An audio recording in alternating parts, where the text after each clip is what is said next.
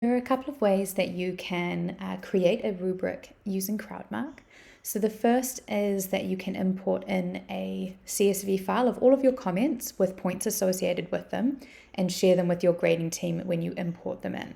So to do that, you come back to your assessment setup, select Manage Comment Library, import a comment library,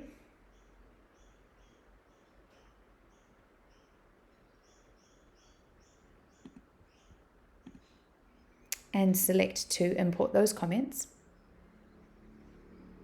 You'll see how many comments have been imported. Click Done. And to have a look at what the comment library looks like before you upload it, this is what it looks like. You've got a label for question label and version, your comment, any points that are associated with the comment, and whether or not it's going to be shared with the grading team.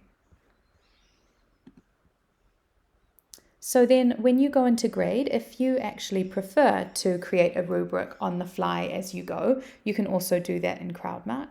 Select the question you'd like to grade. You can see here that the comment library has been imported in, but if you want to create a comment on the fly and share it with your team, here is how you would do this.